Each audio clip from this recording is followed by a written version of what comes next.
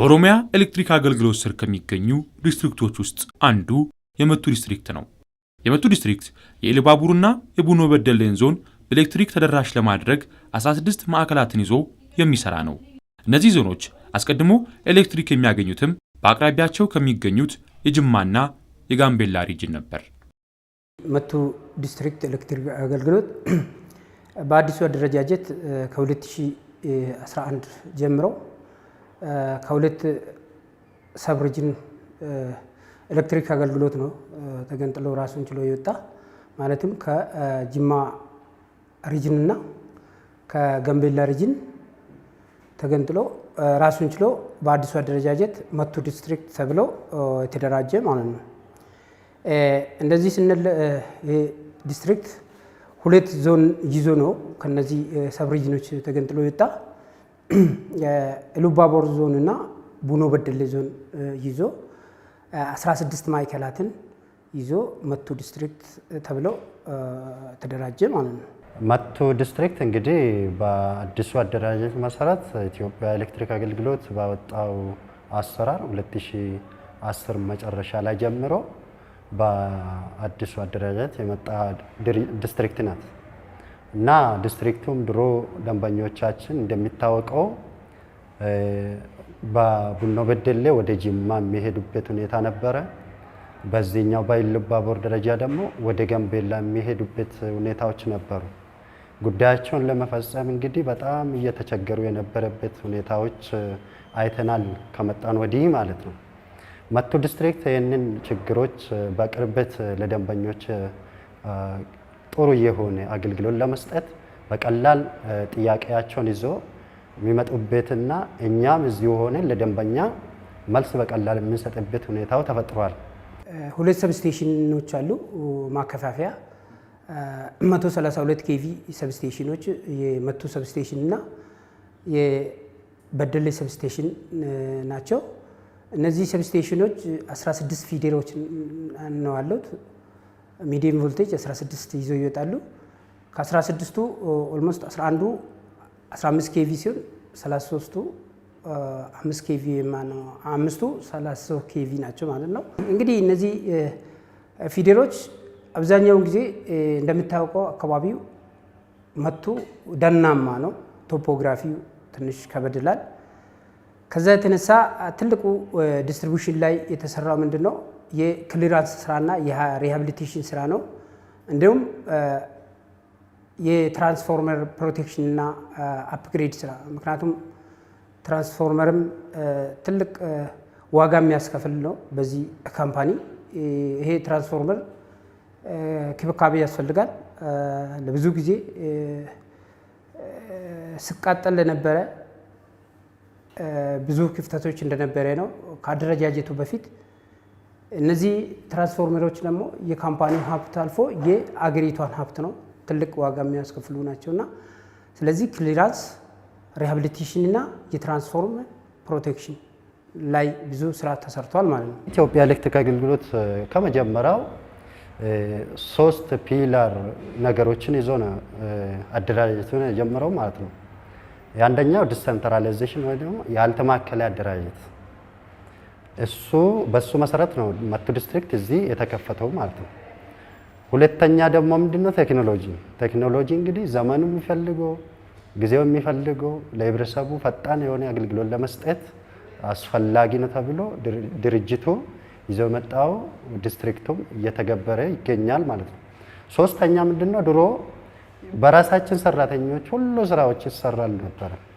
አሁን ግን ለተደራጁ ሰራተኞች ወይ ደግሞ ውጪ አውትሶርስ ተደርጎ ስራዎቹ ስፔሻሊ አሁን የሚሶሶ ተከላ፣ የትራንስፎርመር ተከላ፣ የቆጣሪ መለጠፍ ስራዎች እና ተመሳሳይ የግንባታ ስራዎች አውትሶርስ ተደርጎ ለሶስተኛ ወገን እንዲሰጣቸው በተደረገው መሰረት የተጀመረ ነገር አለ። አሁንም እሱ ተነግሮ የሚቀጥል ይሆናል ማለት ነው። በሀገራችን የተለያዩ አካባቢዎች ያሉ የኤሌክትሪክ ማሰራጫ መሰረተ ልማቶች አገልግሎት መስጠት ከጀመሩ በርካታ አስርተ ዓመታቶች አልፏቸዋል። በተሰሩበት ጊዜ አገልግሎት ይሰጣሉ ተብሎ የታሰበውንም ጊዜ አልፈዋል። ነገር ግን ዛሬም አገልግሎት እየሰጡ ይገኛሉ።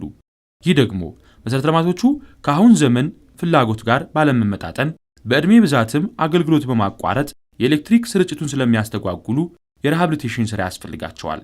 የመቱ ዲስትሪክትም ይህንኑ እያደረገ ነው። ሪሃቢሊቴሽን የተሰሩ አሉ። ሪሃቢሊቴሽን እዚህ መቱ ከተማ ላይ ብዙ መስመሮች ተሰርተዋል። ስፔሻሊ ከተማ ውስጥ ቤር ኢንሱሌትድ የነበረውን ወደ ቤር ዋይር የነበረውን ወደ ኢንሱሌትድ ተቀይሮ ከተማ ውስጥ ተሰርተዋል።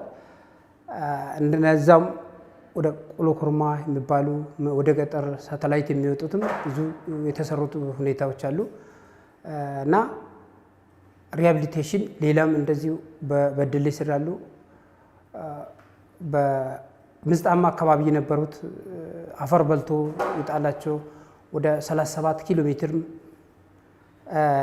ወደ ኮንክሪት እንዲቀየር ተደርጓል። ይህም ሪሃቢሊቴሽን ነው። ምናልባት የኮንክሪት ምርት በአጋጣሚ የዋጋ ንረትና ሲሚንቶ ውድነት ኮንትራክተሮቹ ሳመርቱ በመሀል ጋፕ ተፈጥሮ ነው። ኦልሬዲ አሁን አክሰሱም ተገኝቷል። በቅርብ ጊዜ እሱም ወደ ስራ ይገባሉ ማለት ነው። ኮንትራክተሩ ኦልሬዲ አግሪመንት ጨርሰናል እሱም ማለት ነው እና ብዙ ሪሃቢሊቴሽኖች አሉ።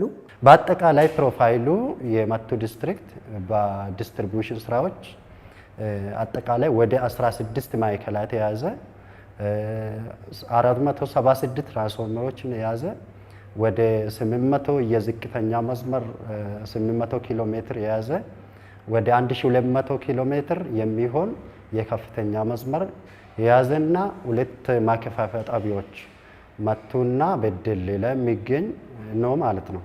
እንግዲህ አቀማመጡ አስቸጋሪ ከመሆኑ አንፃር ስራዎቹ በጣም አስቸጋሪ ነበሩ ሲመጣ ማለት ነው። ኔትወርኮቹ ያረጁ ናቸው።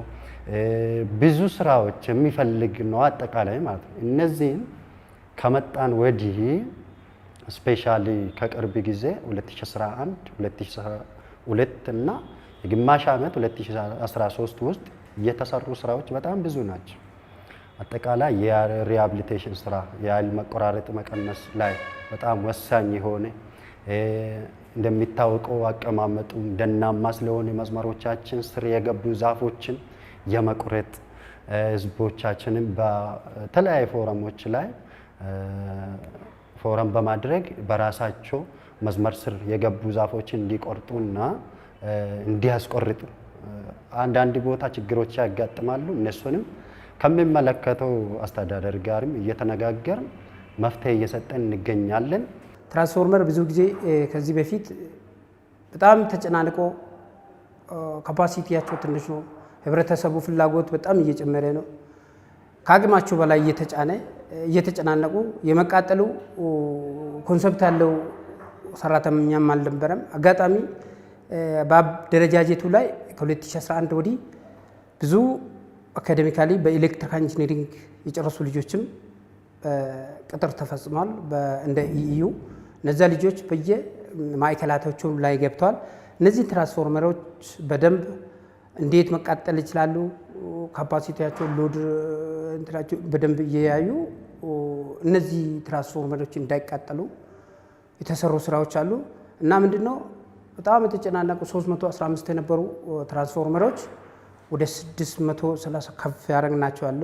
እንዲሁም 1250 ከፍ ያደረግናቸው አሉ። አፕግሬድ የተሰሩ ማለት ነው። አፕግሬድ ብቻ መስራት በቂ ነው ማለት አይደለም። እነዚያ ትራንስፎርመሮች ፕሮቴክሽንም ያስፈልጋቸዋል። ቦክስም አልነበሩም ብዙ ጊዜ በቃ በተለምዶ ስታንዳርዱ ጠብቆም አገልግሎት እየሰጡ አልነበረም። ህብረተሰቡ ብቻ ፓወር ስለሚፈልጉ እንደተፈለገ እየተጫነባቸው ሲቃጠሉ ነበረ። ይሄም ተመጥኖ ፊውዝም ፕሮቴክሽን እያንዳንዱ ለትራንስፎርመር የሚያስፈልጉት አክሰሰሪዎች አሉ የተሟላ እንዲሆን ስራ እየተሰራ ነው። ሲቀጥል ሎድ ባላንሳቸውም እየታየ ነበረ። ድሮ ለምሳሌ ስሪ ፌዞች አሉ። ስሪ ፌዞች አንድ ላይ ወጣ ብሎ አገልግሎት ሲሰጡ ከእያንዳንዱ ቤት ላይ ከአንድ ፌዝ ብቻ ሲሰጥ ለትራንስፎርመር ደህንነት አደጋ አለው። ስለዚህ አሁን ሶስቱን ፌዞች እያቀያየሩ ረንደምሊ አንድ ቤት ላይ ከተሰጠ ቀጣው ደግሞ RST የሚባሉ እንትኖች አሉ። በዛ መልክ አገልግሎት እንዲሰጥ ተደርጎ ነው። ብዙ ችግሮችም አሉ። ችግሮቹ ምንድነው? ድሮ የተለመደ ድርጅቱ ራሱ ከዚህ በፊት ብዙ ችግሮች ነበሩበትና ህዝብ መሃል ገብቶ በደንብ ህዝብ ጋር የመስራት ችግሮችም ነበሩበት። አሁን ግን ህዝባችን የራሱ ንብረት አድርጎ ኔትወርኩን እንዲጠብቅ ከመጠበቅም አልፎ መስመሮቻችን ላይ የሚደርሱ ችግሮችን ወዲያውኑ ለሚመለከተው ማዕከላት ወይ ደግሞ ክፍሎች ሪፖርት እንዲያደርጉ እኛም ደግሞ ከደንበኞቻችን የወሰንነው ቶሎ መፍትሄ ለመስጠት አብሮ የመስራት ማለት ነው። ከመስተዳደር አካላት ጋር አሁን የአቅርቦት የቬሂክል ትራንስፖርት ችግሮች በጣም ሪሞትም ስለሆነች በቀላል አታገኝም። መስመሮች ደግሞ ጫካ ውስጥ ስለሚሄዱ ሁሌ ኢንተራፕሽን ሲፈጠር ልጆች መኪና ስታንድ ባይ ያስፈልጋቸዋል።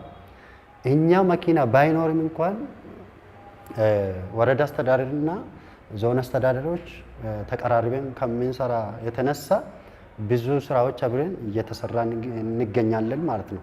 ይሄ የተሻለ ነው ከድሮ እና አሰጣጡም ከድሮ ኢንተራፕሽኑ በጣም ቀንሷል።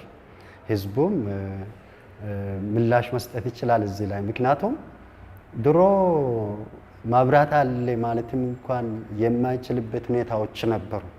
አሁን ግን የተሻለ ነው። የተሻለም ብቻም ሳይሆን ከዚህ የበለጠ ስተብል ለማድረግ እኛ ደግሞ አቅደን እየሰራን ነው። ምክንያቱም ከህዝብም ሞራል ስናገኝ ከህዝብ ሰፖርት ስናገኝ ለኛ ሞራል ነው። ከዚህ ለበለጠ ስራ ነው የሚያነሳሳን ማለት ነው። ትራንስፎርመር ሲወጡ ሊሚቴሽን አለው ቮልቴጅ ድሪፕ እንዳያመጣ ማለት ነው። ስታንዳርዱ 750 ሜትር በላይ መራቅ ያለበትም አሁን በአሁን ጊዜ ቢበዛ ማክሲመም ከ1000 ሜትር በላይ ወይ ደግሞ 1 ኪሎ ሜትር በላይ ርቀት መስጠት የለበትም። አሊያ ኢንሰርት እያስገባን ሌላ ትራንስፎርመር እየሰን ሼር እየተደራረገ ትራንስፎርመሮቹን ህይወት ደህንነት እየጠበቀ ነው። ስለዚህ በዚህ አመት ብቻ ድሮ በአመት 10 እና ከዛ በላይ በዚህ መቱ ዲስትሪክት ብቻ ሲቃጠል የነበረው እስካሁን ድረስ 3 ትራንስፎርመር ብቻ ነው 2013 ባጀት ውስጥ ተቃጠለ። እንግዲህ ይሄ ሊሆን የቻለበት ምክንያት የትራንስፎርመሮቹ ስራ ላይ በደንብ ትኩረት ተሰጥቶ ስለተሰራ ነው ማለት ነው።